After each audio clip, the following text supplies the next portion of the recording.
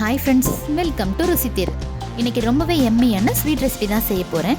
ரவையில் எல்லோரும் கேசரி சாப்பிட்ருப்பீங்க, ஆனால் வித்தியாசமாக சேமியாவில் கேசரி சாப்பிட்ருக்கீங்களா?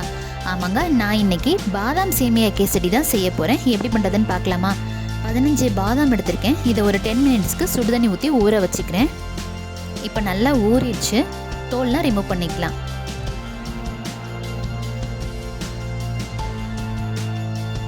நான் எல்லா தோலையும் ரிமூவ் பண்ணிட்டேன்.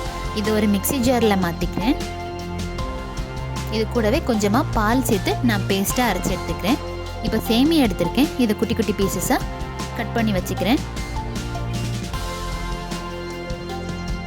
இப்போ எல்லா சேமியாலையும் நம்ம உடைச்சாச்சு. இது இருக்கட்டும்.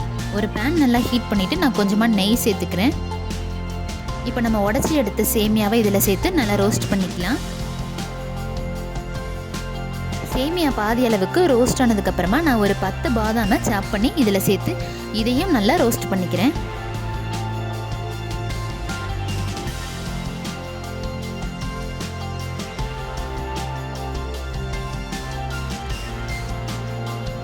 பாருங்க, பாதாமும் சேமியாவும் நல்லா ரோஸ்ட் ஆயிடுச்சு. இதை ஒரு பிளேட்டில் நம்ம மாற்றிக்கலாம்.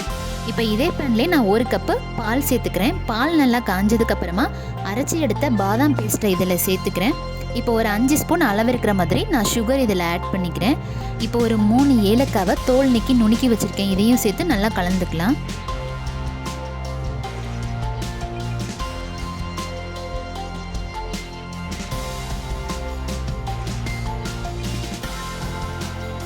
இப்போ எல்லாத்தையுமே நல்லா கலந்தாச்சு. இப்போ நான் கொஞ்சமாக எல்லோ கலர் கேசரி பவுடர் சேர்த்துக்கிறேன். இது ஆப்ஷனல் தான். இதையும் நல்லா கலந்துட்டு நம்ம கொதிக்க விட்டுடலாம்.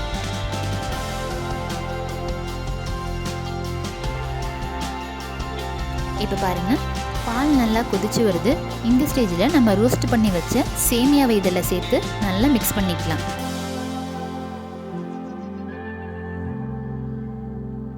இப்போ நல்லா கலந்துட்டு அடுப்பை சிம்மில் வச்சுருங்க.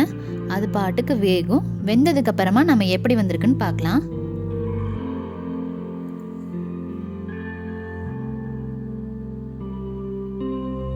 இப்போ பாருங்கள், பால்லாம் நல்லா வற்றி சேமியா வெந்து வந்திருக்கு. நமக்கு இது சாப்பிட்ற பதத்தில் இருக்குது. இது மேலே நம்ம நெய் ஊற்றி சர்வ் பண்ணிக்க வேண்டியது தாங்க.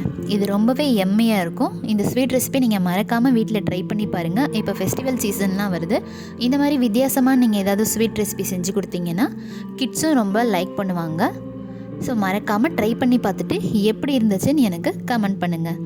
மறக்காமல் நம்மளோட சேனலை சப்ஸ்கிரைப் பண்ணிக்கோங்க. இந்த வீடியோ உங்களுக்கு பிடிச்சிருந்தா லைக் அண்ட் ஷேர் பண்ணுங்கள். இதே மாதிரியே நான் இன்னொரு வீடியோவில் நெக்ஸ்ட்டு சந்திக்கிறேன் ஃப்ரெண்ட்ஸ். அதுவரை ருசித்தீருங்கள்.